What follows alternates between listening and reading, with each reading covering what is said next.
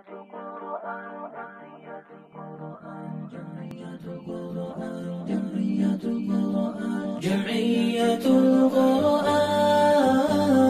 جمعية القرآن جمعية القرآن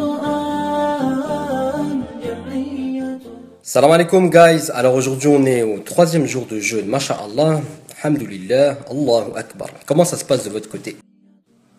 Alors ce soir je souhaiterais aborder avec vous une question relative à l'accomplissement des prières de Tarawih.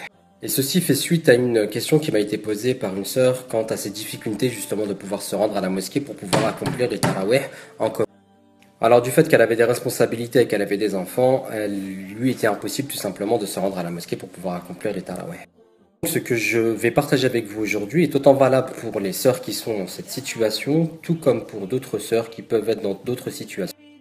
Comme le fait tout simplement que la mosquée se trouve trop loin de chez elle, tout comme le fait que ça termine trop tard et que c'est pas possible pour elle de sortir aussi tard. Ceci est aussi valable pour les frères, notamment pour les frères qui travaillent le lendemain, mais aussi pour les frères qui peuvent avoir des problèmes de santé. Problèmes de santé qui les empêchent parfois de se rendre tout simplement à la mosquée, mais qui peut aussi les empêcher de pouvoir accomplir les tarawih. Notamment les papas qui peuvent avoir des problèmes au niveau du fait de retenir leurs ablutions. Et donc la chose que je souhaiterais vous dire en fait ce soir, c'est que le tarawih en fait et les prières en général ne sont pas forcément conditionnées par le fait de se rendre à la mosquée. Si vous avez la possibilité de vous rendre à la mosquée, rendez-vous à la mosquée. Si vous ne pouvez pas pour différentes raisons, que ce soit les raisons évoquées précédemment ou d'autres raisons, la liste n'était pas exhaustive. Mais sachez juste une chose en fait, votre prière ne dépend pas d'avec qui vous priez, mais de qui vous priez. Alors si vous ne pouvez pas vous rendre à la mosquée pour accomplir le tarawih, qu'est-ce qui vous empêche d'accomplir le tarawih chez vous, à votre domicile? Vous pourrez ainsi aller à votre rythme, commencer quand vous voulez, terminer quand vous voulez, l'essentiel étant que vous soyez sincère dans votre acte d'adoration. De ce fait, en accomplissant le tarawih à domicile et peut-être même en solo, vous avez deux possibilités de faire quant à la lecture du Coran dans les prières de tarawih.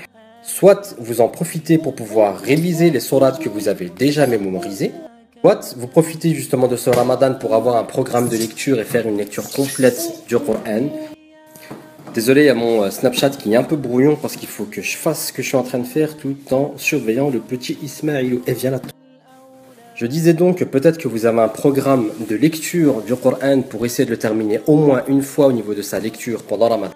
Et vous en profitez donc pour faire ce que j'appelle d'une prière de coup. C'est-à-dire que vous êtes en train d'accomplir vos prières et vous profitez justement de vos prières pour lire le Coran. Et quand je dis lire le Coran, c'est tout simplement profiter justement de ce moment-là pour pouvoir avancer dans votre lecture du Coran avec le Mus'haf devant vous. Vous pouvez vous fixer par exemple un programme d'une unité de prière par page. C'est-à-dire que vous lisez une page du Coran par unité de prière.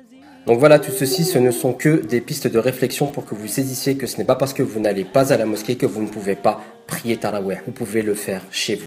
Donc voilà guys, sahaf turkum et taqabballah mina wa minkum. Salam alaikum.